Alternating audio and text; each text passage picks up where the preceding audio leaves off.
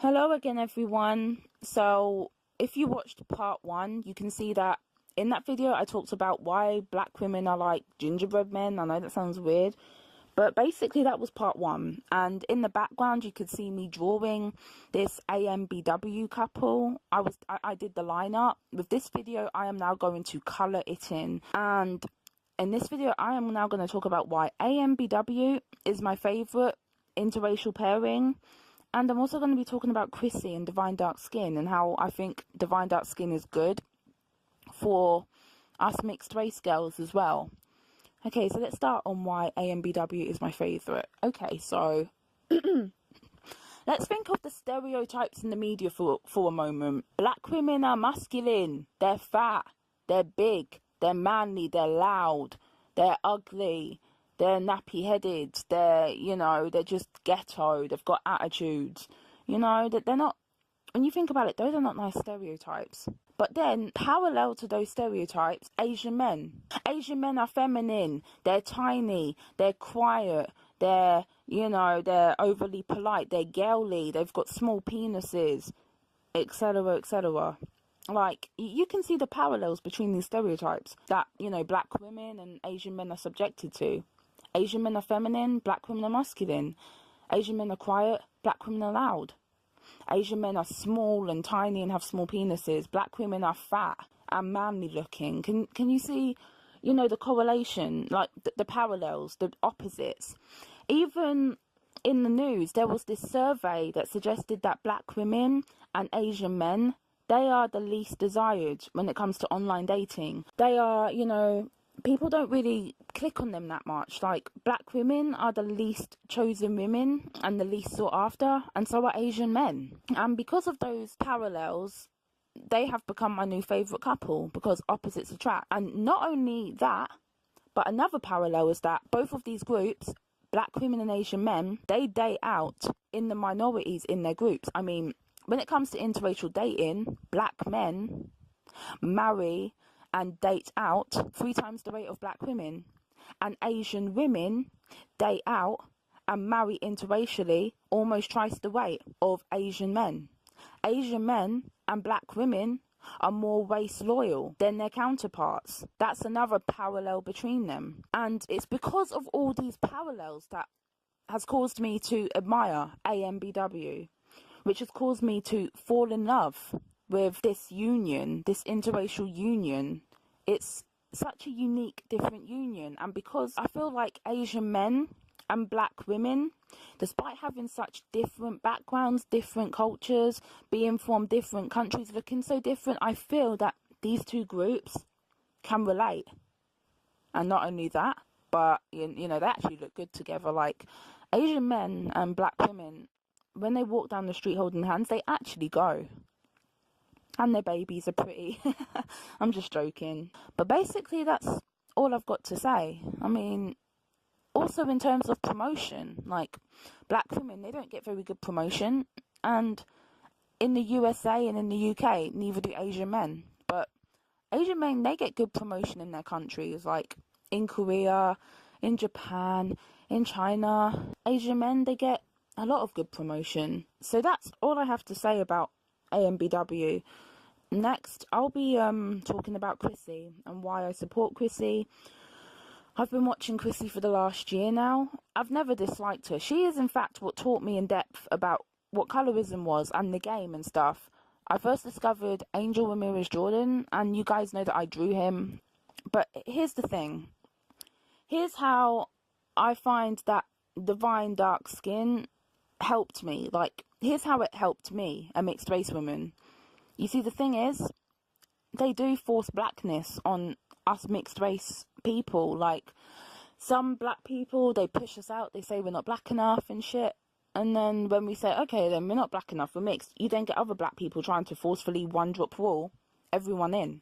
Like, you've even got black people online trying to one-drop rule Demi Lovato in, because apparently she's got like 6% black in her or something. And yeah, because of that, you've got black women trying to say Paris. I don't know what her name is, Michael Jackson's daughter. You've got people trying to say that she's black. And honestly, I think what it is black people, that cling on to mixed race people like me, that try to claim us as black and invite us into the club, I feel like these people are insecure and they feel like they're not attractive without mixed race people being there.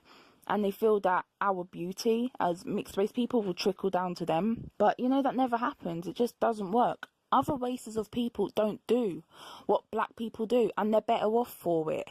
Other races of people don't have that one-drop rule bull crap. And again, they've got much less problems. They're better off for it. Now, here's why DDS helps me. Because DDS magazine promotes what a real black woman looks like. And then you've got white people and some black people trying to promote black women that look like me. Because supposedly I am a black woman. Yeah, whatever. Shut up. Shut the hell up. I'm no black woman. I'm mixed. In what universe do I look like a black woman? Okay? And I know I'm going to get some people in here saying, oh, Cassidy, you could be a light-skinned black woman. True, but the majority of black women do not look like me, okay? So do not make the minority the majority and try to forcefully drag me into the club. One way how DDS magazine helps me is because if someone tries to say, oh, I'm black, I can say, no, I'm not. This is what a black woman looks like. This, and this. This is a black woman. And then if dark-skinned black women especially get more promotion, people can look at these dark-skinned black women and say, oh, yeah, this is what a black woman looks like. And then finally they can look at me and say, she's not a black woman, she's mixed. It's just, you know, it helps. It helps mixed race people. It really does. Another way how DDS magazine helps me is, you know, because biracial promotion is kind of crap. Like, they only promote one kind of mixed race girl. They only promote the high yellow ones with curly or wavy hair, or the white passing ones. They never really promote the mixed race girls who look closer to blackness than they do to mixedness and whiteness. I don't know if mixedness is a word, sorry. But either way, they only promote one type of mixed race girl. Because of that, when it comes to the European standard and then the mixed race standard, there's not enough space for all the mixed race variations. Because mixed raceness, that's not a word, sorry.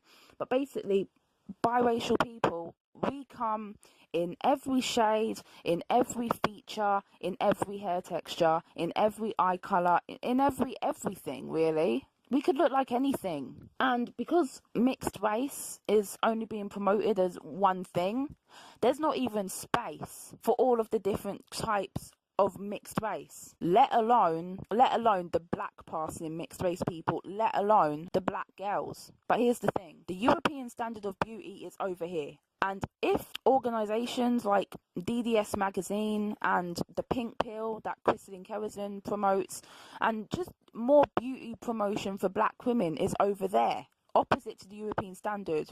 The European standard on one side, the black standard of beauty, dark-skinned women beauty on the other. There's plenty of space for every type of mixed race woman in between. The dark-skinned mixed race girls, the 4C haired mixed race girls, the pasty, black-featured mixed race girls, and just black girls in general. There's always space for us, because there'll always be a space for us, because we're in the middle. Between black and white, we are in the middle. So if black women are getting their promotion and white women are getting their promotion, there will always be space for us, because we're in between the two. Another reason why I find DDS magazine is helpful is because a lot of us mixed race girls, we're praised for our light skin and stuff, and our heads are gassed up to believe that our light skin is special. Then when a lot of us wander around in the summer sun for a little while, and we tan, and we come in, suddenly we feel we're not special anymore. That precious, precious light skin is gone. The sun tanned it away. And because of that, a lot of mixed race girls, especially ones growing up in colourist environments, they're under constant pressure to stay light and avoid the sun. Because there's this one type of mixed race promotion.